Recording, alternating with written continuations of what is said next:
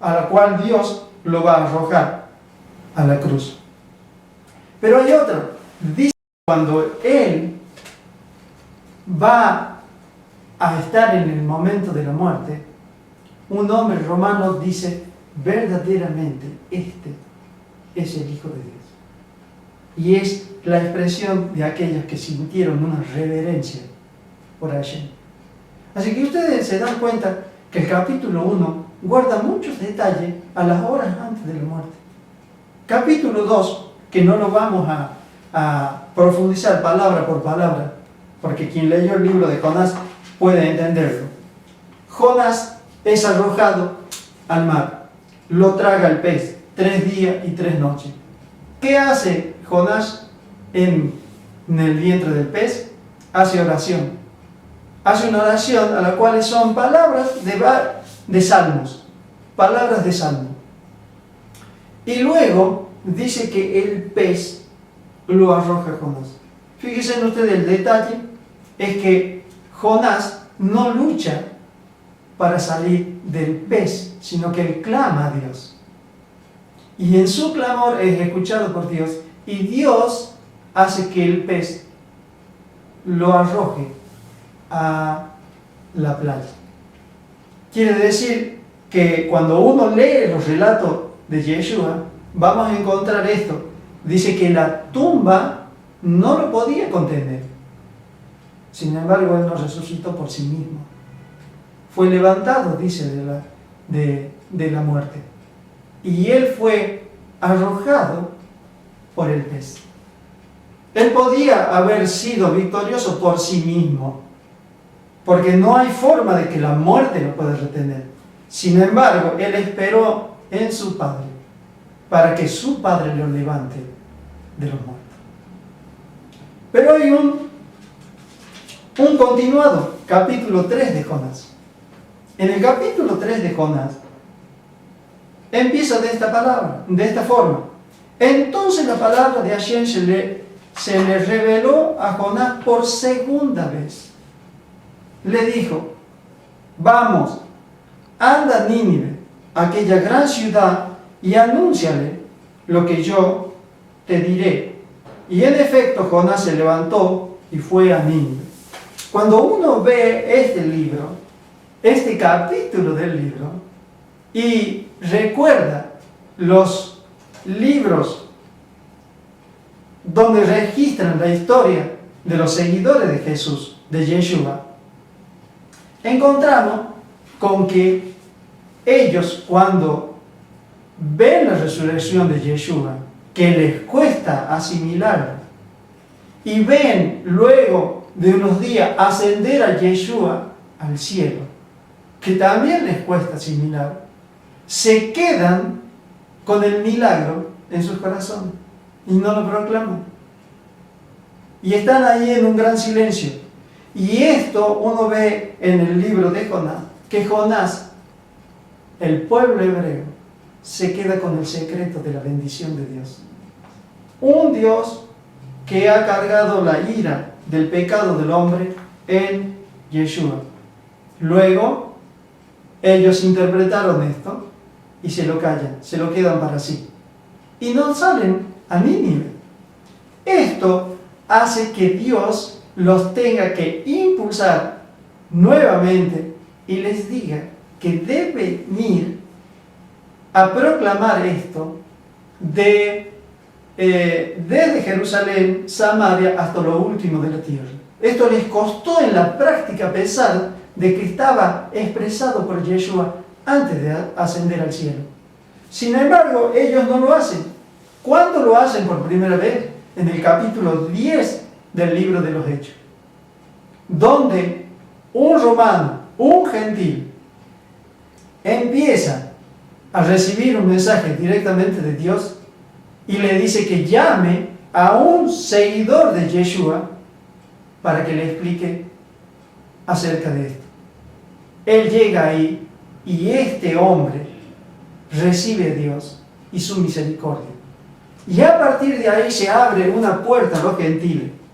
Cuando uno ve el capítulo 3, fíjense ustedes que Jonás empieza a predicar y se empiezan a arrepentir personas individuales, hasta llegar al rey, donde el rey de Nínive toma esto muy en serio y él hace una proclamación para el pueblo. Cuando uno ve la historia del pueblo gentil, los gentiles empiezan a ingresar en esta bendición de Dios de manera individual. Luego empiezan a hacerlo como pueblo.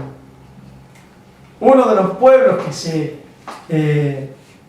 se jacta de buena manera de ser el primer pueblo que como pueblo lo recibe a Yeshua como el Salvador, el pueblo armenio. Quizás haya habido otros pueblos o no, y no sea el pueblo armenio, pero el pueblo armenio con gran vehemencia ellos defienden que ellos son los primeros que reciben. Es decir, hay una recepción individual de esta salvación por medio de Yeshua. Y luego hay una recepción a nivel de pueblo. Capítulo 3, vemos esta bendición. Muchos pueblos reciben a Yeshua como Salvador, pero muchos pueblos declaran a Dios como único Dios. ¿Por qué digo esto? Porque la República Argentina, en el preámbulo de la Constitución, dice que reconoce a Dios como única fuente de toda sabiduría. Más allá de algunos políticos que puedan ser ateos o no ser ateos, que puedan obrar o no a favor o en contra de Dios, el pueblo ha declarado por escrito que considera a Dios como único Dios y que en Él está toda la sabiduría. Y esto es muy importante porque estamos cumpliendo el capítulo 3 de Jonás. Los pueblos empiezan a aceptar como pueblo a Dios como el único Dios. Por lo tanto, tenemos al pueblo hebreo cumpliendo su rol de salvación. Y ese rol no lo pierde. ¿Por qué no lo pierde? Como muchas veces, muchas personas creen que la salvación, el mensaje del pueblo hebreo fue sacado del pueblo hebreo porque fue desobediente y fue trasladado al pueblo gentil. Cosa que dentro del libro de Jonás no se revela de esta manera. Porque el capítulo 4, cuando Dios tiene que hablar, no va a hablar con el pueblo de Nínive, habla con Jonás. Le dice a Jonás que no está entendiendo las cosas, pero jamás le quita el rol. Jamás le quita el rol. El rol de hablar de parte de Dios, el rol de ser testigo de las cosas de Dios, sigue en pie en el pueblo de Israel y en Yeshua, en el Mesías. Y ese rol no le es quitado nunca. Solo que en ese rol se injerta, como dijera el rabino Pablo, se injertan los gentiles, el pueblo de Nínive. Todos los pueblos que temen a Dios se injertan y van a cumplir un rol.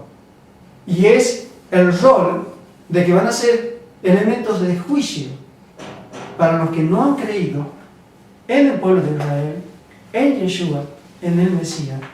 En el Mesías sufriente, que carga por todos los pecados de nosotros, y en el Mesías reinante. Cuando Él venga a reinar, hará juicio. Juicio a las naciones. Y sin lugar a dudas, Nínive y todas las naciones que han aceptado a Yeshua y que han aceptado a Dios como el único Dios, ellos serán el elemento de juicio. Por lo tanto, los gentiles individuales y los gentiles como naciones, algunas naciones gentiles, serán elementos de juicio en el futuro. Y es así como nosotros podemos ver al libro de Jonás como un libro de profecía que aún no ha terminado de cumplirse. Que Dios nos bendiga a poder interpretar aún más estos roles. Aún más estos roles.